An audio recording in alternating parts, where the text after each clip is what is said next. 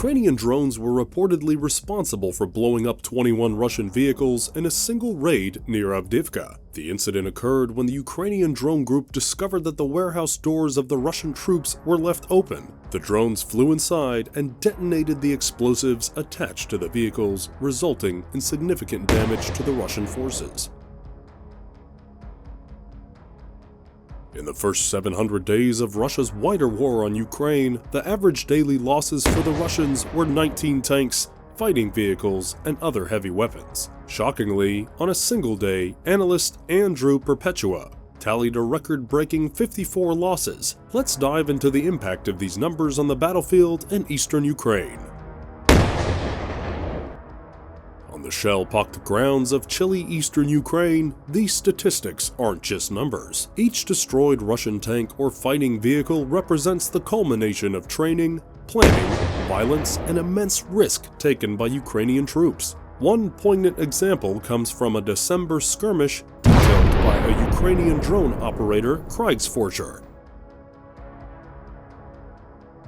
During this skirmish, Russian troops, potentially from the 35th Separate Guards Motorized Rifle Brigade, advanced towards the outskirts of Avdiivka from Vodyan. The cost of this advance was a staggering 9 tanks, a dozen fighting vehicles, 23 dead, and 46 wounded. Kriegsforscher provides a gripping account of the events, emphasizing the human toll and the challenges faced by Ukrainian forces.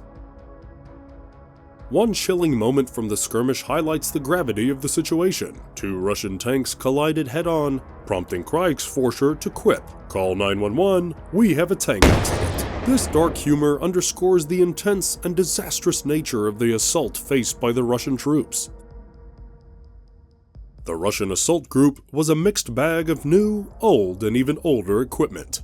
T-62M tanks, built in the 1960s and upgraded in the 80s and again in 2022. Gas turbine T-80BVs from the 80s, newly built T-72B3Ms, 60-year-old BMP-1s, 40-year-old BMP-2s, and MTLB armored tractors from the 1960s or 70s. Also, a very rare Bat-2 engineering vehicle. The age of the equipment made no difference as the Ukrainians struck the assault group in the usual way, hounding it with explosive first-person view drones and artillery, killing crews and forcing the survivors to abandon their vehicles, and then finishing off the crewless vehicles with additional drones. The Russians' radio jammers, if they had any, failed to ground the drones. "It's very important to destroy the left armor," Kriegsforscher explained.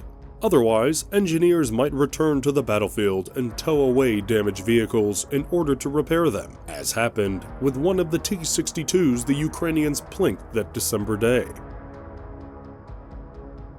One MTLB exploded like a firecracker after apparently eating an artillery shell, and left behind a crater. A funny story happened after. Kriegsforscher wrote, "A Russian BMP-2 was driving and the driver somehow didn't see the crater. See what happened," Kriegsforscher explained. "The BMP tipped into the crater. They tried to evacuate the BMP, but didn't manage to go far." New footage appears to show Ukrainian forces destroying several Russian armored vehicles in the east of the war-torn country, as Moscow bears down on Ukrainian positions across the front lines. The clip, shared by the Ukrainian Defense Ministry on Wednesday, appears to show an airborne drone filming a column of Russian armored vehicles moving through the Ukrainian countryside. The video looks to show the vehicles attempting to change direction and soldiers evacuating the convoy. Smoke is visible from some of the vehicles, with a final shot showing a vehicle in flames.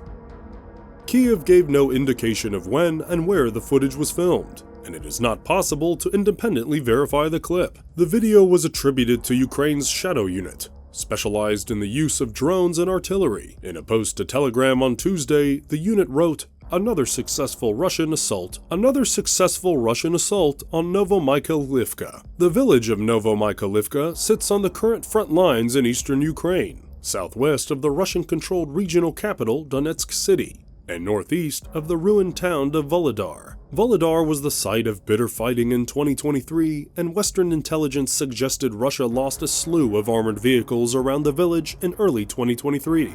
The Ukrainian military said on Wednesday that Russia had attempted to break through Kiev's defensive lines around Novomykhailivka 39 times in the previous 24 hours. Moscow attacked around Novomykhailivka and the neighboring villages of Horrifying and Krasnorivka. The Russian Defense Ministry said on Wednesday that it fired on Ukrainian positions around Volodar, taking out 2 Ukrainian tanks in the area.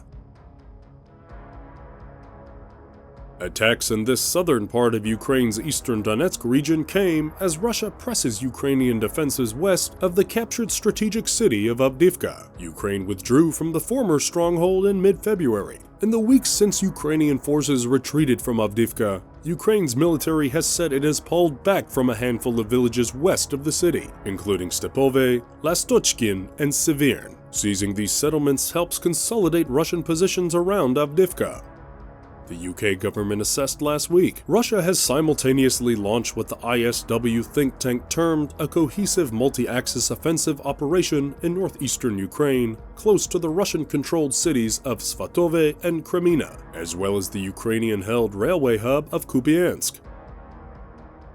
Seemingly emboldened by the Russian conquest of Avdiivka, a former Ukrainian stronghold in eastern Ukraine, the Russian army reportedly shipped out some of its best armored vehicles to southern Ukraine in anticipation of a separate offensive. But Ukrainian forces located the warehouse where the Russians were stashing the T-72 and T-80 tanks, a BMP-3 fighting vehicle, and a Brem engineering vehicle. And then, some very skilled Ukrainian drone operators from the separate presidential brigade flew their explosives-laden first-person view drones through the warehouse's open doors and systematically demolished the vehicles inside. As if in a shooting range, according to Ukrainian media outlet Censor, soon the warehouses were burning and the vehicles inside. 2 tanks, a Brem, a BMP, and several gun trucks and supply trucks together worth millions of dollars cooked. There's video of the whole debacle. The cost of the strike to the Ukrainians? Just $5,000 according to Censor. The drone raid is notable not just for the extreme skill of the Ukrainian operators, but also for the apparent range of the strike. The Russian army isn't likely to pack tanks and BMPs into warehouses within normal range of Ukraine's 2-pound FPV drones. 2 miles or so. They're not running out of drones, however. A network of thousands of small workshops spread across Ukraine and funded in great part by small donations churns out at least 50,000 FPV drones a month. More and more, these $500 drones are doing the work that artillery would do faster and more destructively. The battle in eastern Ukraine is not just a series of statistics, but a harrowing reality for those on the front lines. If you found this video informative, don't forget to like, share, and subscribe for more updates on global events. Thank you for watching, and we'll see you in the next video.